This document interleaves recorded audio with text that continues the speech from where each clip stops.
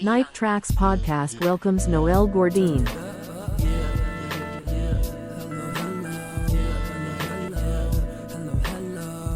You putting it to it. So yeah, it's all good, man. I got music. I still got music in the can that I wanted to have on this project, but it's all good. I'm still working. And pretty much already have 7 or 8 records already in the can that I just gotta put some toppings on. You know what I'm saying? So, but yeah, man, I'm very happy with it. As you said, I am a perfectionist, and it was right up to the last minute. Believe me when I say that I was still wanting to tweak things, and everybody else was just like, what, dog? You just let it flow. You gotta let it fly the coop. One of the things that I love about the entire album is that you have managed to balance between rawness and still keep that smooth texture in the music. And also the one thing that I have also noticed too, that it's completely different from your previous projects, is that you have allowed us to get more of a peek on who you are from a personal perspective. I can see the amount of love and encouragement that your family has brought to you, and that you have managed, which can be challenging because you don't let too much of yourself out in the public eye. But you were able to incorporate a lot of your personal experiences in this music. And I wanted to ask you, I know a lot of the listeners would like to know, how long did it take you to get somewhat more comfortable to let people in a little bit more, get a little bit more piece of it? Yeah, well, being where I came from and my kind of hiatus from the industry and losing my pops and all of that kind of stuff, I was vulnerable at the time. So I wanted to allow myself to be vulnerable in certain ways and just bare myself. And these were like the first pieces of music that I did after climbing out of that hole and being down for quite a few years and, dealing with that loss. So I wanted to just be able to get back to the basics in a sense, right. And just have fun with it again and fall back in love with my craft and what God has blessed me to do and just try to have fun and do some records that were a little bit out of my comfort zone, something that I really haven't put on any of my projects, the sounds and the different feels, but it's still me the denominator throughout these records are still Noel. You know what I'm saying? So right. It feels good in that sense that I was able to step outside of what I'm used to and my other records and my other albums in the past, the sound. So sonically, it still feels great. It feels like Noel, but it is some different feels, which is good. I want to show my versatility and I can do other, types of feels and other types of records, not just what I've done in the past and what people are used to hearing me do. Right. Absolutely. I remember an interview that you did almost 10 years ago, and I'm really dating myself a little bit. I'm really dating myself. The part of the conversation that really stuck to me, where you said, I have to constantly find ways to challenge myself. Without the challenge, there's no gratification. If there's no gratification, there's no need for me to do that because everything is based on passion and love. Do you feel like that you have found that passion or rediscovered that passion and love for music? Oh, absolutely.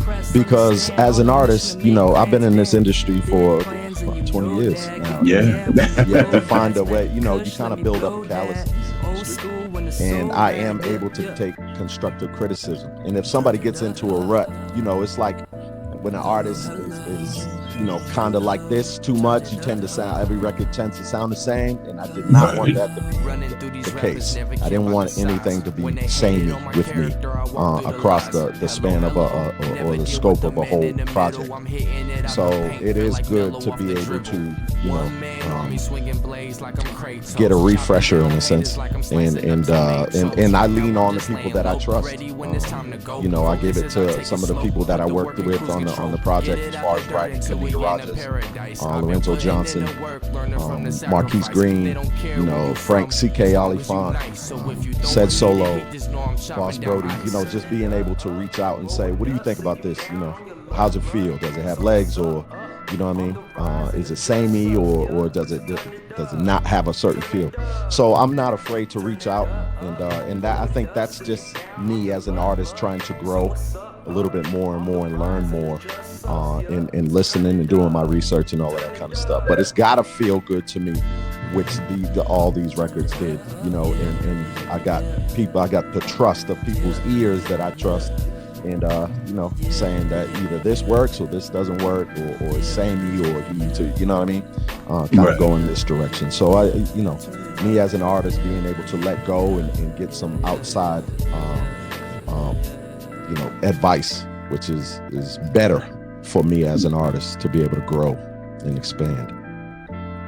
One of the things I want to kind of turn back the volume on the knob a little bit. You mentioned a very important word: trust. Mm-hmm. Trust. Absolutely.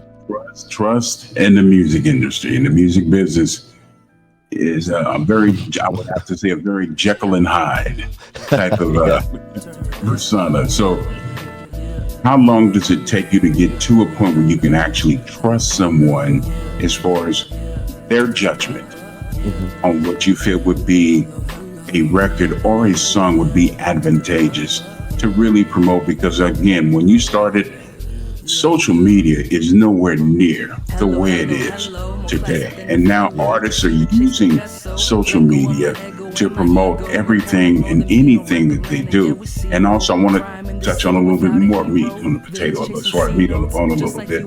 How important or how imperative is it to have a producer that you trust, that truly understands you as an artist, and also has the ability to bring out the best in you? Yeah.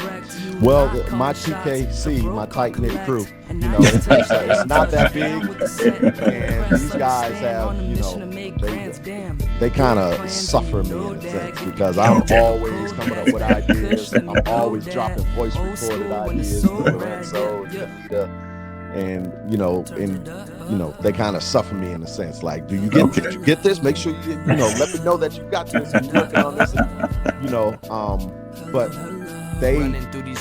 we've been together for some years. Anita and I over 10 years, and Marquise as well. Lorenzo about 3 or 4. So we've gotten to know each other, and the reason why I trust them is because I know from their catalog and listening to what they've done, and the artists that they've worked with, and their product that they put out on themselves is just second to none. So that's how they earn my trust, and likewise, and I've earned their trust because they know that I just have a lot of integrity with what I do, and they have the same with their projects. So that's the reason why they earned my trust, and being able to let go sometimes and let them take the wheel, and it's refreshing. It feels good. It's not all on my shoulders. It's not. I don't have to atlas it every time.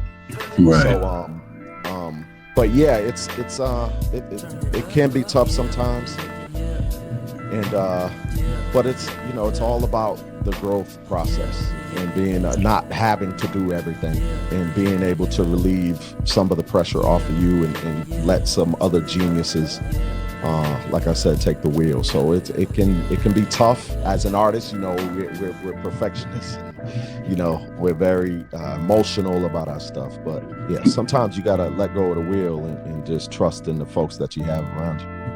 Without question, you have been through and experienced so much in this industry, and I know a lot of times, just like all of us being humans and mere mortals, our faith is constantly tested, where you look back, why am I going through this?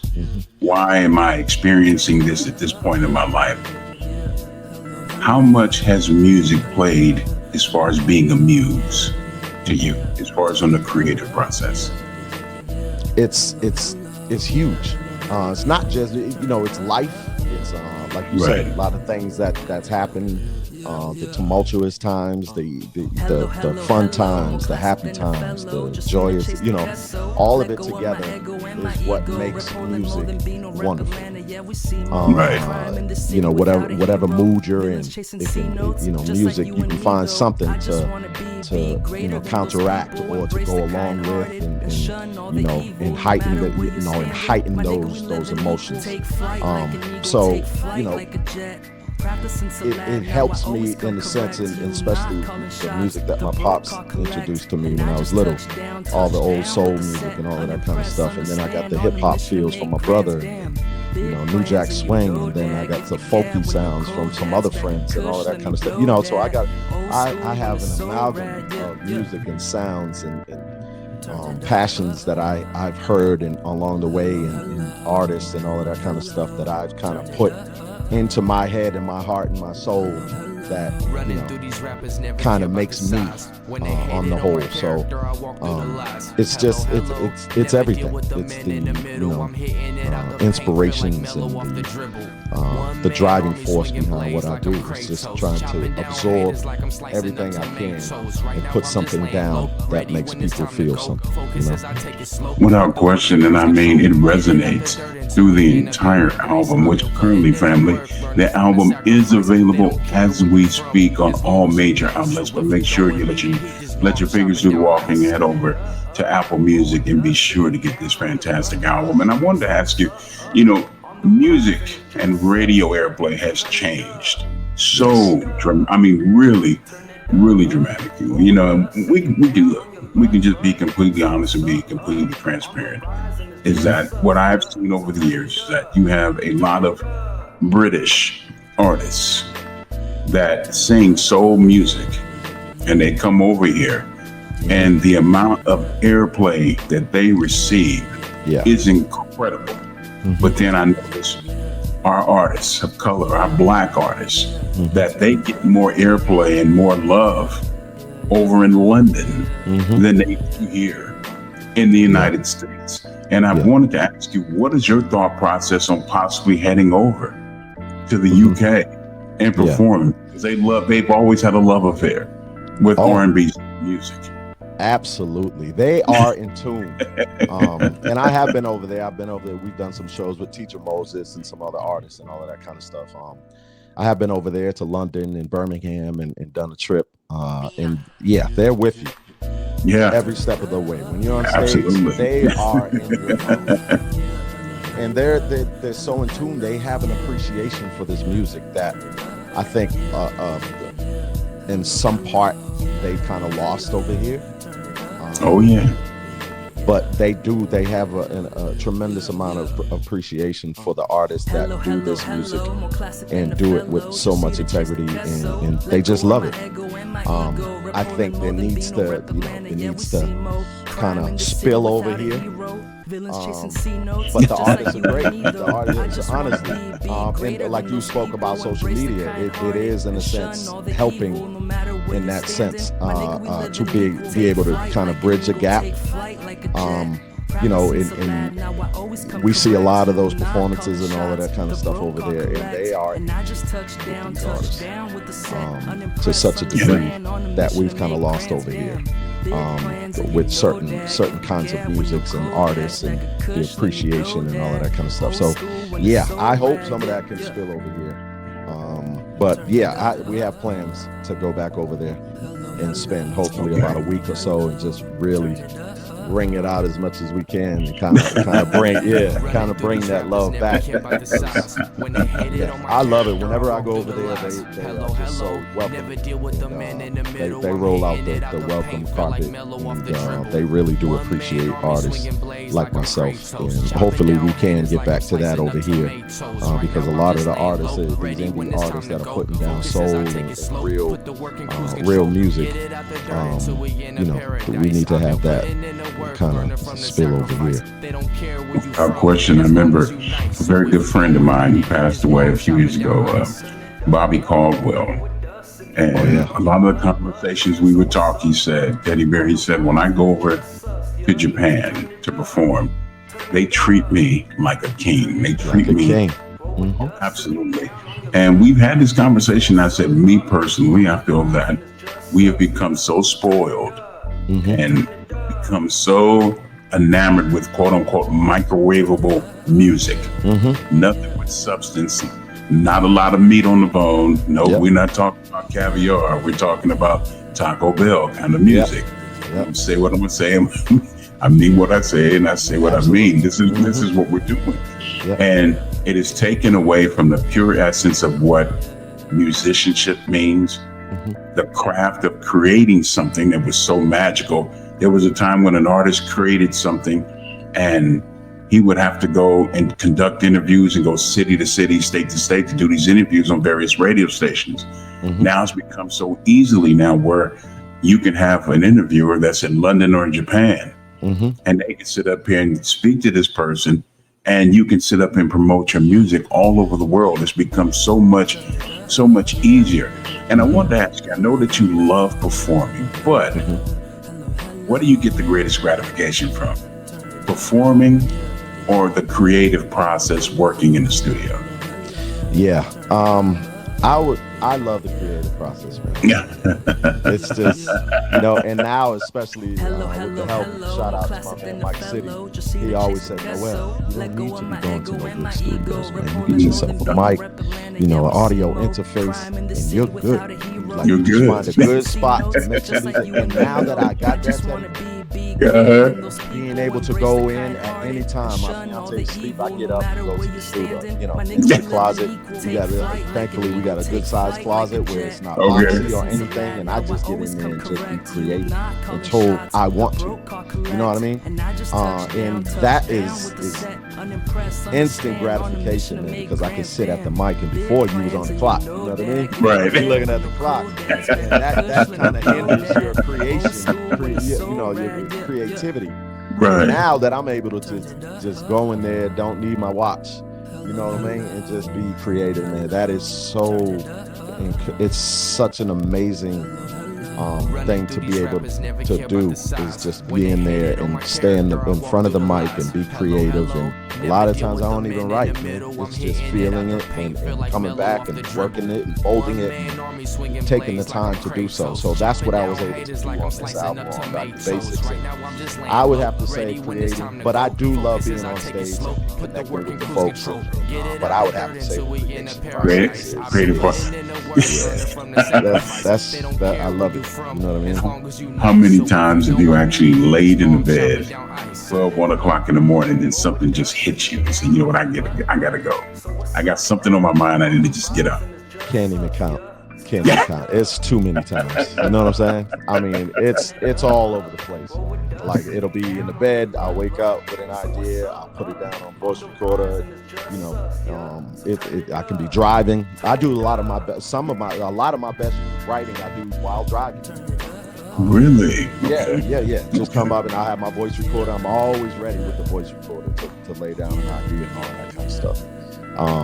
Sharp little pieces of paper all over the place. That's just the way it be. Envelopes, back to envelopes. It doesn't matter. You know what I mean? Napkins. Honestly. Yep. I can be out, me and my fiance out somewhere. I'm walking. I gotta grab a napkin or something. I've written things down on all kinds of pieces of parchments. Not necessarily just paper. But yeah, it's just the way it is, man. You don't want to lose something when you get an idea. And too many times I've lost things and I can't get it back. So You got to capture that magic when it comes out. But yeah, man, it's just, I love the creative process. Now, you just mentioned having a fiance. How has that affected your life as far as musically and personally? Has it given you an opportunity to see things in a different aspect? Absolutely. Just caring for somebody in such a way that it opens up a whole new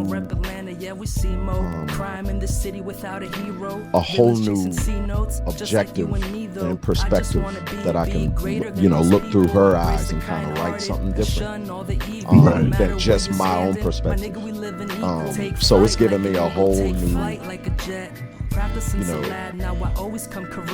outlook on how to artist and how to be an artist and different things to write about and to feel, loving somebody in such a way and caring for somebody in such a way. So, I'm thankful that she's given me a renewed, outlook on being an artist and feeling things and putting it down and conveying it through a microphone and putting it down.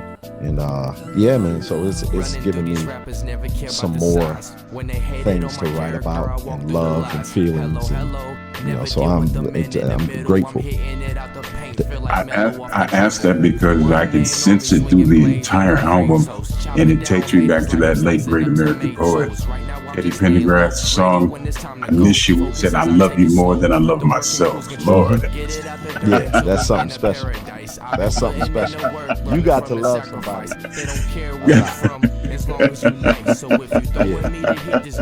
Now, talking about, tone and all of that, and just emotion that he's able to display. Right. Those old records and the way they felt, I think it's still unparalleled today. That music, the groups of the 70s, 60s, and 50s, that's what I was brought up on. The Brooke Bentons and the Jerry Butlers and the Tyrone Davis and all the old Blue Magic and, like you spoke about Teddy and all of those guys. That music is unparalleled. It will never be another genre or period of music or soul music that could recreate the feelings that they gave me as a child. They made me want to do what I'm doing now, and try to get that gratification that their music gave me as a child. So that's what I try to do. That's my mission, and what I'm doing. I'm trying to make people feel things the way they made me feel as a child and growing up, and all throughout these years and all throughout my life. That feeling that those oldies but goodies, what my pop used to call them, what that music made me feel, I try to give other folks that feeling through my music. You know what? You have such an aura that reminds me so much of Otis Redding. Yeah. The amount of passion that he put in his music, especially in his live performances when we talk about songs. I have dreams to remember. When you hear things like that, then I listen to your music. It invokes so much passion, so much love, and you give so much of yourself in a live performance. How long does it take you to come down from that when you exude so much emotion and passion from your music? Yeah, well, I'll be spent after a performance. You know what I mean? It takes a little while to come down. It's just like working out, man. You got to cool down. You know what I mean? I do give my all in my performances, as well as when I'm recording. Right. I give it all I got. Sometimes if I exude too much energy, I can't record another day or two afterwards because I be so spent and my voice, I got to give it time to rest and heal my chords. So never deal with the men in the middle. I'm hitting it out the paint, feel like Melo off the dribble. One man army swinging blades like I'm Kratos, chopping down haters like I'm slicing up tomatoes. Right now I'm just laying low, ready when it's time to go. Focus as I take it slow, put the work in cruise control. Get it out the dirt until we in a paradise. I've been putting in the work, learning from the sacrifice. They don't care where you from, as long as you nice. So if you throwing me the heat, just know I'm chopping down ice. Turn it up, roll with us if you down on your luck. So what's up? On the rise and it's just us, yeah. So turn it up, turn it up, roll with us if you down on your luck. So what's up? On the rise and it's just us, yeah. So turn it up,